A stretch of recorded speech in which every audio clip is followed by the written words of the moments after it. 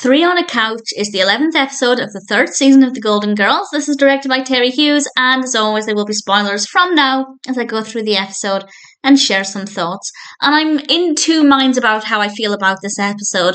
The flashbacks themselves, well, a couple of them were not that interesting. One of them was, but the last scene was really great. So there are definitely some good aspects to this episode, but it's not a personal favourite. It starts off with the four of them going to a counsellor, and they're bickering right from the beginning. They're going to see a counsellor because they cannot stop arguing. They cannot stop getting on each other's nerves. And I thought that was really sweet, that they actually care so much about their friendship. They are willing to go and see a counsellor. I imagine most people, probably myself included, if you bicker with a friend, you're not going to go to a counsellor to solve the problem. So I thought that was pretty sweet. And we then have a series of flashbacks to illustrate the points that they're trying to make. And the first one is to illustrate Blanche's selfishness, because the flashback involves her getting ready for a double date with Dorothy, but unfortunately Dorothy is really unwell. She seemed so sickly. Brilliant performance from B. Arthur, but it made me feel a little bit nauseous because I genuinely believed she was unwell. And basically, Blanche forced her, while she was half unconscious through her illness, to go to have this double date in the house.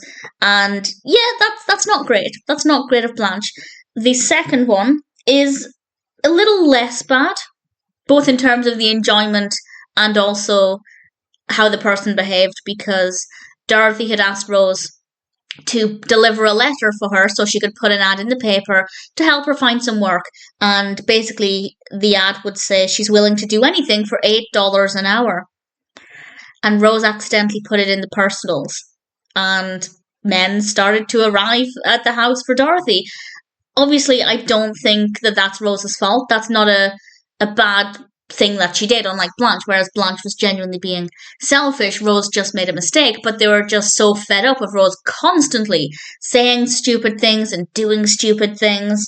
And Rose Rose called Blanche the word for the precise moment dog poo turns white, which is quite an insult. And the problem they have with Dorothy is Dorothy's general attitude. And with Dorothy's, we've kind of gone kind of the opposite of escalating, a de-escalating, that's the word I was looking for, with Blanche being quite negative in her behaviour, Rose doing something not great but not intentional, and then with Dorothy, she was actually in the right here to a certain degree, because everybody, well, Blanche and Rose climb into Dorothy's bed because they watched Alien and they're very scared, and Dorothy's trying to study for an exam she has the next day, so she just wants to be left alone. And yes, she was maybe a little bit harsh in the way she phrased things, but I don't think she was in the wrong for asking them to give her some peace and quiet. So that flashback was maybe not the most interesting, but it was definitely interesting to see what they think a problem is actually, I don't think, and the counsellor didn't think, not something Dorothy did wrong. And then we get a flashback that I actually did quite like, because Sophia is complaining that nobody ever listens to her, or that she always feels cast aside, which is true. She often is at the sidelines of the narratives, but in this flashback, she tells a story.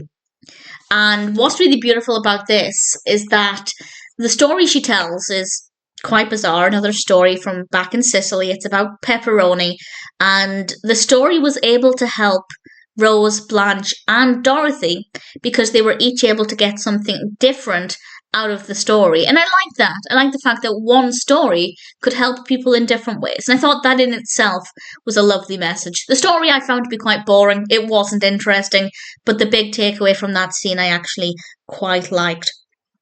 And the counsellor ended up saying, "You're not compatible. You shouldn't live together." And what I thought was going to happen, and it didn't, but I thought they were all going to immediately stand up and say, "How dare you tell us what to do," and that we shouldn't be friends, and storm out, realising that their bond was better than anything a counsellor could tell them. And that's not what happened. And I think that would have been more powerful. But that being said, what Sophia says in the final scene was pretty strong. Because in the final scene, we're in the kitchen and they're basically all discussing moving and packing and how they're going to go about this. And Sophia tells them, and I quote, "What's going on here is living. Just because you have some rough times, it doesn't mean you throw the towel in." I love that phrase. What's going on here is living.